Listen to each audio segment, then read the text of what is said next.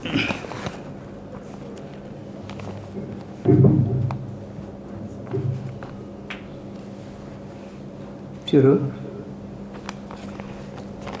برادران اسلام، السلام علیکم ورحمۃ اللہ وبرکاتہ۔ نحمده ونصلی علی رسولہ الکریم، اما بعد۔ قرآن کریم اور رمضان المبارک کو اس نسبت سے امت اسلامیہ کو دنیا و آخرت کی کامیابی کے لیے بہت سارے اہم اور قیمتی پیغامات اور ہدایات دیے جاتے رہے ہیں، جس کی روشنی میں ایک مستقل زندگی مسلمانوں کی بہترین ہدایات اور بہترین کامیابی اور کامرانی ان کو حاصل ہو جاتی ہے، اور جملہ پریشانیوں کا حل اسے مل جاتا ہے، اور زندگی میں چین و سکون اور اس دنیاوی روحانی و جسمانی بیماریوں سے سکون و شفا مل جاتا ہے، اور اپنے ماحول اور معاشرے کی اصلاح کر سکتا ہے، اور باطل کا مقابلہ بھی کر سکتا ہے۔ اللہ تعالیٰ کا ارشاد گرامی ہے، شہر رمضان الذی انزل فیہ القرآن ھدی للناس وبینات من الھدی والفرقان۔ رمضان کا وہ مبارک مہینہ ہے جس میں قرآن نازل کیا گیا ہے لوگوں کی ہدایت کے لیے، اور اس میں کھلی ہوئی اللہ کی نشانیاں بھی ہیں، اور حق اور باطل کے درمیان فرق کرنے کی بھی اس کے اندر دلیلیں موجود ہیں۔ فمن شہد منکم الشہر فلیصم، آگے فرمایا کہ جو شخص تم میں سے اس مہینے کو پائے اس کے لیے ضروری ہے کہ وہ روزہ رکھے۔ اور ایک دوسری جگہ اللہ تعالیٰ فرماتے ہیں، وَنُنَزِّلُ مِنَ الْقُرْآنِ مَا هُوَ شِفَاءٌ وَرَحْمَةٌ لِّلْمُؤْمِنِينَ، ہم نازل کر رہے ہیں ایک ایسا قرآن اس میں جو ہے شفا ہے اور رحمت ہے اہل ایمان کے لیے۔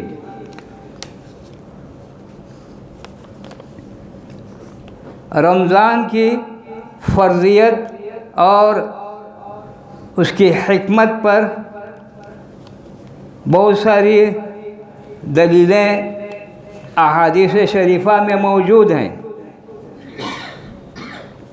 جس سے بھی فائدہ اٹھایا جا سکتا ہے۔ یا ایھا الذین آمنوا کتب علیکم الصیام کما کتب علی الذین من قبلکم لعلکم تتقون۔ رمضان المبارک میں ایک رمضان المبارک میں ایک ایسی رات بھی ہے جو پوشیدہ رکھی گئی ہے، جس کی پوشیدہ رکھنے کی بہت ساری حکمتیں بیان کی جاتی ہیں۔ اس رات کو اگر ہم پا لیتے ہیں تو 1000 مہینے سے بڑھ کر عبادت کرنے کا ہم کو اجر و ثواب مل جاتا ہے، اور 1000 مہینے کی مقدار 83 سال 6 مہینے بتائی گئی ہے۔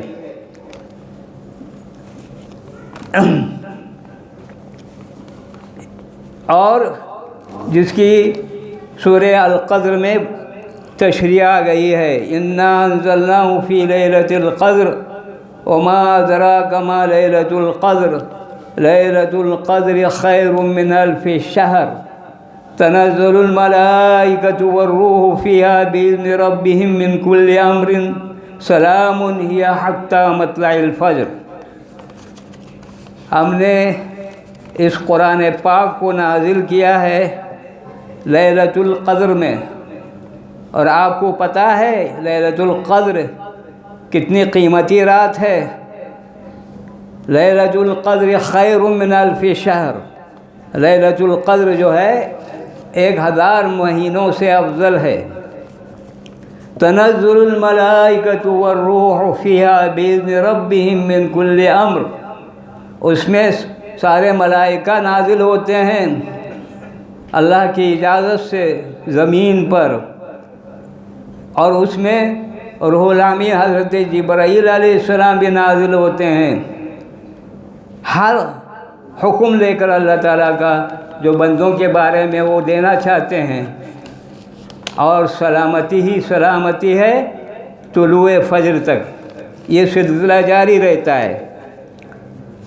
تو کس قدر عظیم الشان اس امت کو رات بھی عطا کی گئی ہے، اور حضور اکرم صلی اللہ علیہ وسلم نے اس کو پانے کے لیے آخری عشرے کی طاق راتوں میں تلاش کرنے کا حکم دیا ہے۔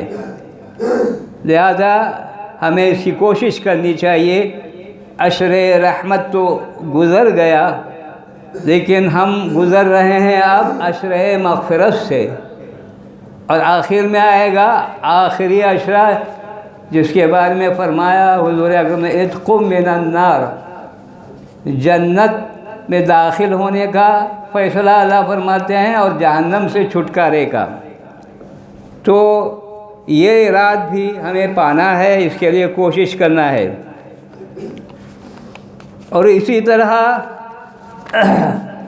رمضان گزر کر جب عید کی رات آتی ہے، عید الفطر کی، اس کو لیلۃ الجائزہ کہا گیا ہے۔ یعنی پورے مہینے میں ہم نے جو عبادت کی ہے، روزے رکھے ہیں، تلاوت کی ہے، محنت کیا ہے، اس کا انعام دیا جاتا ہے اس رات کو۔ تو اس رات میں بھی جاگنا مسنون ہے۔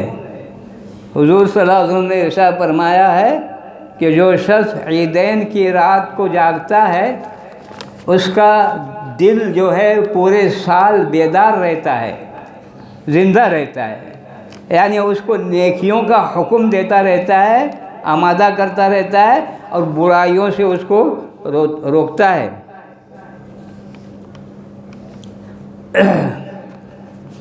رمضان المبارک کو شہر الصبر والمواسات بھی کہا گیا ہے، یعنی روزے کی تکلیف گوارا کرنا، رات کو جاگنا، تراویح پڑھنا، تہجد پڑھنا، اور قرآن پاک کی تلاوت کرنا۔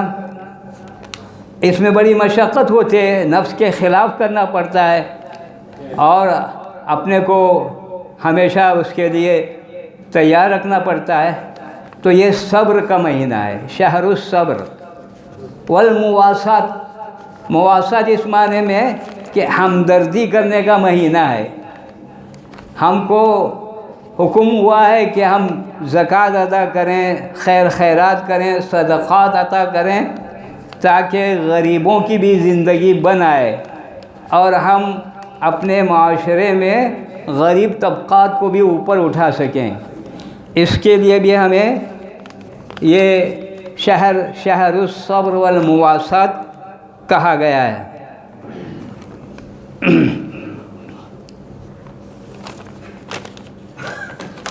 صدقہ فطر کی بھی اپنی جگہ پر بڑی ایک اہمیت ہے۔ صدقہ فطر ہر مسلمان جو روزے رکھتا ہے، رمضان کے عبادات کرتا ہے، اس کے روزے اس وقت تک قبول نہیں ہوتے جب تک کہ وہ صدقہ فطر نہیں دیتا۔ تو صدقہ فطر ایک غریب بچوں، بیواؤں، یتیموں کو بھی عید کی خوشیوں سے محروم نہیں کرنا ہے، بلکہ ان کو عید کی خوشیوں میں شریک کرنا ہے۔ تو یہ صدقہ فطر بھی دینا، اس کی ترغیب اسلام دیتا ہے۔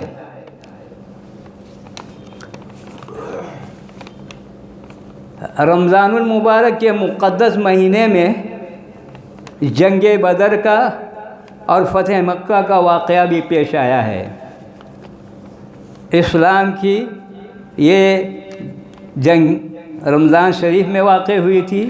17 رمضان المبارک کو جنگ بدر کا معرکہ پیش آیا تھا، جو حق اور باطل کا پہلا معرکہ ہے، اور اس میں اللہ کے رسول 313 صحابہ جو نہتے تھے، ہتھیار کی بھی کمی تھی، لیکن ایمان اور عقیدے کے لحاظ سے طاقتور یہ گویا کہ یہ تھا، فوجی ٹولہ تھا۔ اللہ نے نصرت کا وعدہ بھی فرمایا تھا۔ ان کو اللہ نے کافروں کے 1000 لشکر پر، جو بھاری بھرکم لشکر تھا، اسلحے سے مسلح تھا، اور بڑے تکبر اور گھمنڈ اور غرور کے ساتھ میدان بدر میں جنگ لڑنے کے لیے اترا تھا، تو اس جنگ میں اللہ تعالیٰ نے حضور اکرم صلی اللہ علیہ وسلم اور صحابہ کرام کو فتح مبین عطا فرمائی۔ وَلَقَدْ نَصَرَكُمُ اللَّهُ بِبَدْرٍ وَأَنْتُمْ أَذِلَّةٌ، اللہ تعالیٰ بے شک تمہاری مدد کی ہے، اور تم بالکل کمزور تھے اس موقع پر، فرشتوں کے ذریعے سے اللہ تعالیٰ نے مدد فرمائی۔ چنانچہ بڑے بڑے سورما اس جنگ میں کافروں کے قتل کر دیے گئے، اور 70 سے اوپر لوگوں کو کافروں میں سے قید کر دیے گئے۔ فتح مکہ کا واقعہ بھی 20 رمضان المبارک کو پیش آیا تھا، اور آپ صلی اللہ علیہ وسلم مکے کی سرزمین کو فتح کرنے کے لیے اور کعبہ شریف کو بتوں کی عبادتوں سے پاک کرنے کے لیے 10,000 کا لشکر لے گئے تھے، اور فتح مکہ واقع ہوا، اور ایسا تاریخی فتح ہوئی کہ اس میں خون نہیں بہایا گیا، اور آپ صلی اللہ علیہ وسلم نے پہلے ہی اعلان فرما دیا تھا کہ جو شخص مکے کی حرم شریف کی حدود عمارت میں داخل ہوتا ہے تو اس کو امن دیا جائے گا، جو شخص اپنے گھر کو بند کر کے اپنے گھر میں بیٹھا رہے گا اس کو امن دیا جائے گا، اور جو شخص ابو سفیان کے گھر میں جائے گا، پناہ لے گا، اس کو بھی امن دیا جائے گا، اور جو شخص ہتھیار ڈال دے گا اس کو امن دیا جائے گا۔ لا تثریب علیکم اليوم اذهبوا وانتم الطلقاء، حضور صلی اللہ علیہ وسلم نے فرمایا کہ تمہیں آج کوئی باز پرس نہیں ہے، بل تم جاؤ اور تم آزاد ہو، تم کو ہم سزا نہیں دیں گے۔ یہ حضور اکرم صلی اللہ علیہ وسلم کا تاریخی مثالی گویا کہ فتح تھی مکے کی، جس کی شان میں اللہ تعالیٰ نے یہ صورت نازل فرمائے، اذا جاء نصر اللہ والفتح ورأيت الناس يدخلون في دين الله أفواجا فسبح بحمد ربك واستغفره إنه كان توابا۔ تو یہ سورہ مستقل فتح مکہ کی فضیلت اور شان بیان کرنے کے لیے آئی ہے۔ تو بہت ساری جنگیں رمضان المبارک میں واقع ہوئی ہیں، اس حضور اکرم صلی اللہ علیہ وسلم کے دور میں، اور اس کے بعد کے ادوار میں بھی بہت ساری جنگیں رمضان میں مسلمانوں نے کافروں کے مقابلے میں انجام دی ہیں، اور یہ سلسلہ آج تک جاری ہے، آئندہ بھی جاری رہے گا۔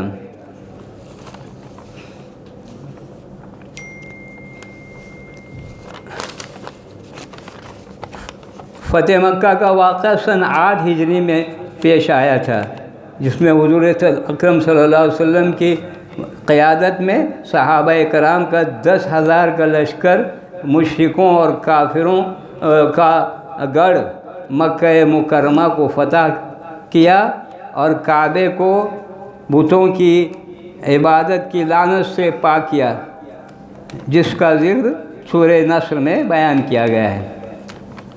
تو میرے بھائیوں، بزرگوں اور دوستوں، ہمیں بھی اس ملک میں جن سنگین حالات سے ہم گزر رہے ہیں، ان حالات میں ہمیں قرآن پاک کی طرف رجوع کرنا پڑے گا، قرآن پاک کی روشنی میں ہمیں چلنا پڑے گا، اور حضور اکرم صلی اللہ علیہ وسلم کی سیرت طیبہ کی روشنی میں ہمیں اپنے لیے راہ معین کرنی پڑے گی، اور ہمیں انسانیت کے ناطے سے بھی اور اسلام کی خدمت کے جذبے سے بھی کام کرنا ہوگا۔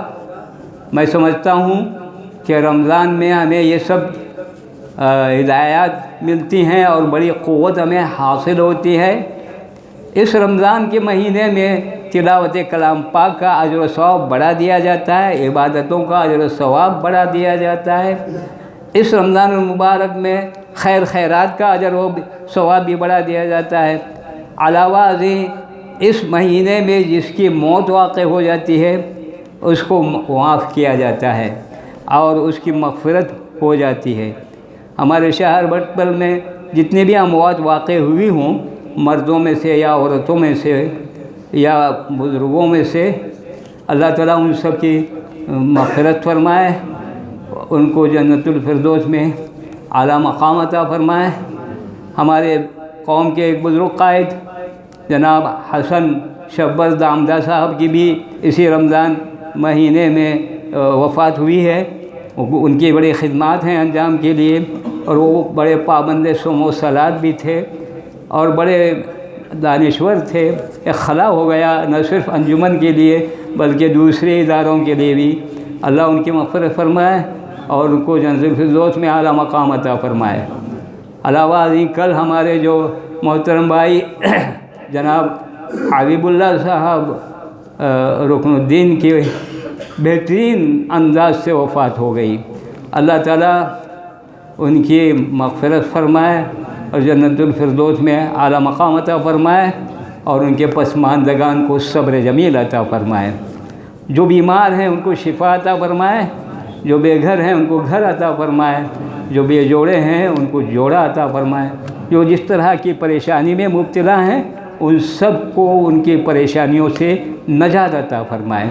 میں آپ کو رمضان کی مبارکباد دیتا ہوں اور آپ کا شکریہ بھی ادا کرتا ہوں۔ میں خواہش رکھتا ہوں، تمنا کرتا ہوں اور دعا بھی کرتا ہوں کہ اس مسجد کی تکمیل جلد از جلد ہو جائے، اور اس کا افتتاح بھی کم سے کم عرفہ کے دن ہو جائے تو بڑی اچھی بات ہوگی، اور بڑا مجمع ہو، اور اس کو اللہ تعالیٰ رشد و صلاح اور ہدایت اور انسانیت کی خدمت کا ایک اہم مرکز بنائے۔ میں اس کی تمنا کرتا ہوں، دعا کرتا ہوں۔ آپ حضرات بھی ہمارے لیے، ہمارے بال بچوں کے لیے، ہمارے تمام دوست احباب تعلق والوں کے لیے دعا فرمائیں۔ جو حضرات زیارت کرنے گئے ہیں، عمرہ کرنے گئے ہیں، ان کو بھی دعا فرمائیں کہ اللہ تعالیٰ ان کا عمرہ بھی قبول فرمائے۔